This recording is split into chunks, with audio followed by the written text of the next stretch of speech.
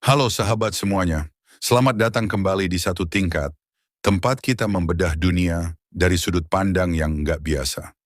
Pernahkah kalian merasa dunia politik itu ibarat panggung sandiwara dengan plot twist yang nggak terduga? Kali ini kita bakal membahas kisah yang bikin geleng kepala dan memancing perdebatan sengit. Amerika versus Iran, dengan latar belakang dukungan Rusia dan China terhadap program nuklir Iran. Bayangkan situasinya. Di tengah hiruk-pikuk dunia yang selalu dinamis, Beijing tiba-tiba jadi panggung utama pertemuan trilateral antara Rusia, China, dan Iran. Pertemuan yang diadakan di ibu kota China ini menyuguhkan atmosfer yang unik, di mana diplomasi bertemu dengan keisengan.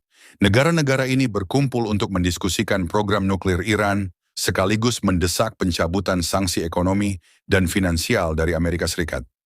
Dan yang bikin makin seru, pertemuan ini terjadi di tengah ancaman militer yang dilontarkan oleh Trump lewat surat yang penuh dengan nada mengintimidasi. Aduh, siapa sangka surat ancaman justru bisa menyatukan musuh bebuyutan. Di balik tirai diplomasi, kita lihat ada pertanyaan besar. Apakah surat ancaman ala Trump itu benar-benar bisa memicu solusi damai atau malah memperkeruh keadaan? Dengan gaya bicara yang blak-blakan dan sinis, surat itu seolah menantang dunia untuk membuktikan bahwa kekuatan militer bukanlah jalan keluar yang cerdas. Disinilah ironi politik global terungkap, ancaman yang sebenarnya membuat pihak-pihak yang terancam justru semakin berani melangkah ke jalur diplomasi. Kalau kamu pikir dunia ini sederhana, tunggu dulu, karena realitasnya jauh lebih kompleks dan penuh warna. Saat rapat berlangsung di Beijing, situasinya makin memanas dengan hadirnya laporan dari Badan Energi Atom Internasional yang menyuarakan kekhawatiran atas aktivitas pengayaan uranium Iran. Menurut laporan tersebut, uranium Iran dikabarkan mendekati level yang memungkinkan untuk senjata nuklir. Tapi, mari kita pikir sejenak. Apakah kekhawatiran ini hanya modal retorika politik atau memang ada dasar ilmiahnya? Pertanyaan ini menggiring kita ke ranah yang lebih mendalam tentang transparansi dan verifikasi di dunia nuklir, di mana fakta dan opini seringkali terjalin dalam benang kusut kepentingan nasional. Ngomongin soal nuklir, jangan lupakan perjanjian non-proliferasi nuklir, NPT, yang menjadi fondasi bagi banyak negara untuk mencegah penyebaran senjata nuklir. Dengan 191 negara yang telah bergabung, NPT seakan menjadi aturan main dalam arena global. Tapi di balik aturan tersebut, ada juga negara yang, meskipun memiliki senjata nuklir, memilih untuk tidak bergabung, seperti Pakistan, Israel, India, dan Korea Utara. Jadi apakah benar bahwa NPT bisa mengontrol segalanya? Atau justru menjadi saksi bisu dari permainan politik kekuasaan yang lebih besar? Kembali ke pertemuan Beijing, momen ini justru jadi simbol pergeseran kekuatan global. Rusia, China, dan Iran dengan tegas menolak sanksi sepihak yang dipaksakan oleh Amerika. Mereka berseru, cukup sudah tekanan dan intimidasi, kami punya hak untuk menentukan nasib sendiri. Sementara itu, Trump masih dengan gaya khasnya yang hiperbolik, mengancam dengan opsi militer jika Iran tak mau kompromi. Ironisnya, ancaman militer yang dilontarkan malah memicu gelombang solidaritas antar negara yang merasa terpinggirkan oleh dominasi kekuatan Barat. Di sini, diplomasi berubah menjadi senjata yang lebih tajam daripada rudal, karena aliansi baru ini menandakan kebangkitan era multipolar. Kalian pasti penasaran, bagaimana bisa surat ancaman tersebut malah berbalik menjadi katalisator persatuan? Jawabannya terletak pada dinamika global yang semakin kompleks. Ketika satu pihak mencoba mendikte dengan kekerasan, pihak lain justru melihat peluang untuk menyuarakan haknya melalui jalur damai. Inilah yang terjadi di Beijing, di mana ketiganya menyerukan negosiasi nuklir multilateral yang bebas dari tekanan. Mereka ingin mengembalikan rasa saling menghormati dalam hubungan internasional, sebuah konsep yang sudah lama terpinggirkan oleh retorika kekerasan dan sanksi sepihak. Pertemuan ini juga membuka mata dunia bahwa multipolaritas bukan hanya sekadar jargon. Kita sedang menyaksikan pergeseran paradigma di mana negara-negara besar mulai menuntut ruang untuk berdialog dan menentukan kebijakan mereka sendiri tanpa campur tangan eksternal. Rusia dan China, misalnya, yang dulunya dianggap sebagai pemain sekunder dalam kancah global, kini tampil sebagai kekuatan yang mampu menantang dominasi Amerika. Begitu pula dengan Iran, yang walaupun sering terjebak dalam bayang-bayang kontroversi, berhasil memanfaatkan momentum ini untuk menegaskan haknya dalam mengejar kemajuan ekonomi dan teknologi nuklir secara damai. Dalam kancah diplomasi yang penuh liku ini, ada pula sisi yang tidak bisa kita abaikan. Bayangkan saja, Trump yang terkenal dengan gaya komunikasi yang penuh isyarat keras, malah membuat lawan-lawannya tersenyum sinis. Di balik ancaman militerisasi itu, terselip keanehan yang membuat banyak diplomat asing tertawa kecil. Surat ancaman lebih mirip skrip komedi sarkastik daripada instruksi serius.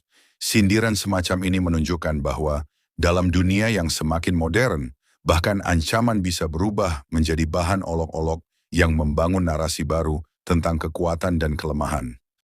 Selain itu, pertemuan di Beijing menjadi momentum penting untuk membahas solusi damai dalam menghadapi konflik internasional.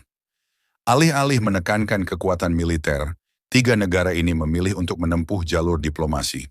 Mereka menolak segala bentuk campur tangan yang bisa mengganggu kedaulatan dan stabilitas negara lain. Pesan yang tersirat jelas.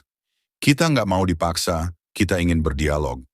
Konsep ini sangat relevan di era di mana dominasi satu kekuatan mulai dilawan oleh kerjasama multipolar yang menekankan pada kesetaraan dan saling menghormati. Mari kita renungkan sejenak, di mana letak kekuatan sebenarnya? Apakah pada senjata yang mematikan atau pada diplomasi yang cerdas? Rusia, China, dan Iran telah menunjukkan bahwa kekuatan sejati tidak harus selalu ditunjukkan melalui intimidasi militer. Mereka memilih untuk menggunakan diplomasi sebagai senjata utama dalam menghadapi ancaman dan tekanan. Di balik setiap pernyataan tegas dan sikap berani, tersimpan strategi yang matang untuk menyeimbangkan kepentingan nasional dengan keinginan global untuk hidup damai. Sungguh, dalam permainan politik internasional, siapa yang tahu apa langkah selanjutnya? Kita juga harus memahami bahwa pertemuan trilateral ini tidak terjadi dalam kekosongan. Keputusan Amerika untuk mundur dari perjanjian nuklir dan memberlakukan sanksi, meskipun pernah mendapatkan validasi dari badan internasional, ternyata membuka peluang bagi Iran untuk mengejar kebijakan yang lebih mandiri. Kebijakan tersebut, meskipun kontroversial, memberi sinyal bahwa dunia tidak akan selalu tunduk pada diktat satu kekuatan saja.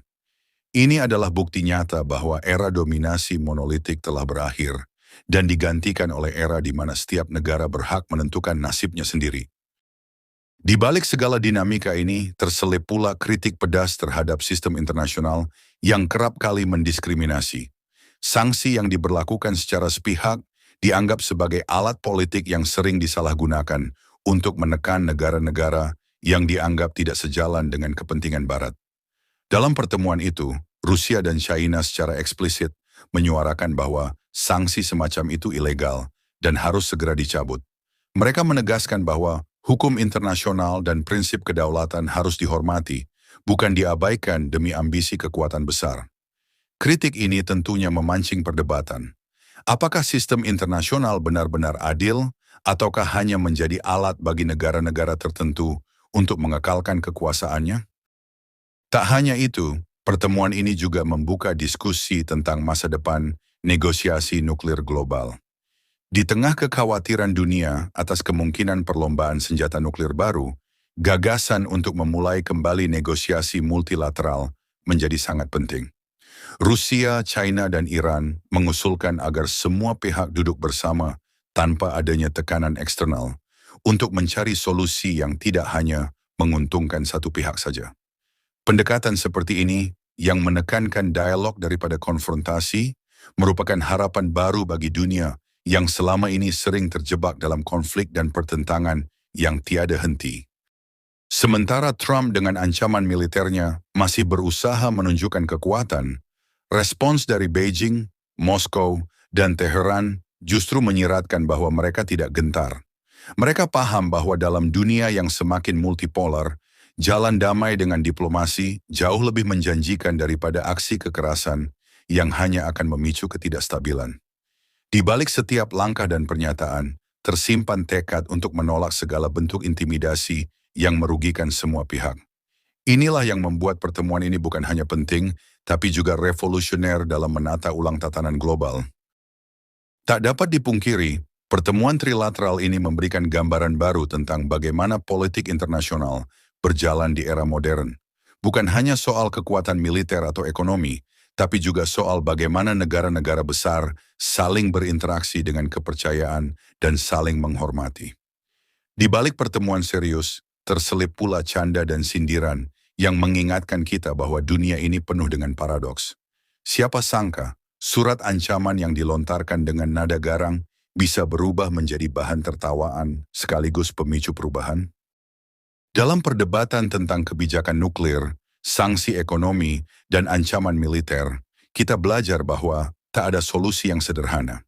Setiap kebijakan memiliki konsekuensi yang kompleks, dan setiap tindakan memiliki reaksi yang tidak terduga. Dunia kini bergerak menuju era di mana diplomasi dan kerjasama global menjadi kunci untuk menyelesaikan konflik.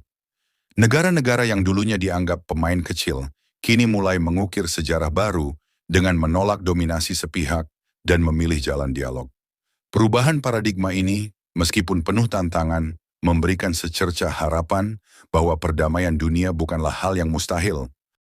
Akhirnya, ketika kita menengok kembali semua dinamika yang terjadi di Beijing, kita dihadapkan pada kenyataan bahwa politik internasional itu selalu penuh kejutan. Surat ancaman, pertemuan rahasia, dan sindiran tajam hanyalah sebagian kecil dari drama besar yang sedang berlangsung. Mungkin kita tidak akan pernah tahu apa langkah selanjutnya, tetapi satu hal yang pasti, di era multipolar ini, setiap negara punya suara dan hak untuk menentukan nasibnya sendiri. Dan dalam perjalanan itu, diplomasi akan selalu menjadi senjata yang lebih elegan daripada kekerasan. Nah, gimana menurut kalian? Apakah ancaman militer yang dilontarkan oleh Trump itu benar-benar bisa memicu solusi damai atau malah memperkeruh keadaan? Silakan berikan pendapat kalian di kolom komentar. Jangan lupa like jika kalian menikmati video ini, dan subscribe untuk mendapatkan info menarik seputar ekonomi, geopolitik, dan topik-topik seru lainnya yang bisa bikin otak kalian berpikir. Sampai jumpa di video berikutnya. Salam satu tingkat.